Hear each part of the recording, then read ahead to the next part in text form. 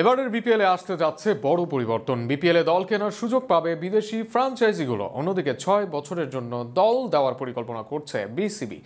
তাছাড়া যুক্ত হতে পারেন নতুন ভেন্যু ও নতুন জেলার দল। বিস্তারিত থাকছে প্রতিবেদনে।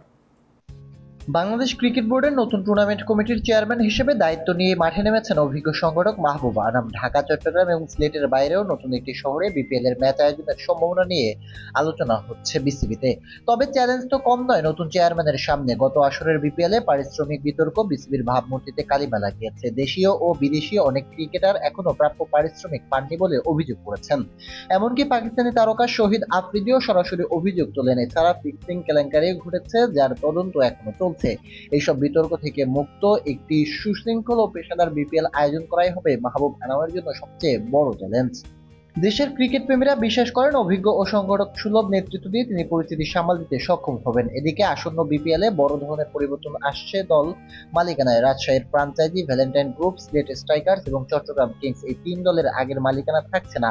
এই শূন্যস্থানে নতুন মালিকানা আসার সম্ভাবনা তৈরি হয়েছে। বিশেষ করে চট্টগ্রাম ফ্রাঞ্চাইজির মালিকানা কেনার আগ্রহ দেখিয়েছে বাংলা টাইগার্স, যারা আবুধাবি টি10 ও শ্রীলঙ্কা টি10 লিগে দল পরিচালনার অভিজ্ঞতা রাখে। দলটির মালিক নিজেই চট্টগ্রামের বাসিন্দা। অন্যদিকে সিলেট ফ্রাঞ্চাইজির মালিকানায় আগ্রহ প্রকাশ করেছে একটি লন্ডন ভিত্তিক কোম্পানি এবং নোয়াখালীর একটি বড় কর্পোরেট গ্রুপ। বিসিবি সূত্র বলছে, এবার বিপিএল এ বিদেশি মালিকদের অংশগ্রহণে কোনো বাধা থাকবে না, অর্থাৎ বিদেশি কোম্পানিরাও দল কিনতে পারবে। তবে চূড়ান্ত সিদ্ধান্ত আসবে বোর্ড সভাতেই। তাই এবারের বিপিএল এ শুধু মাঠের খেলা নয়, মালিকানা ও ব্যবস্থাপনাতেও বড় পরিবর্তনের ইঙ্গিত দিচ্ছে।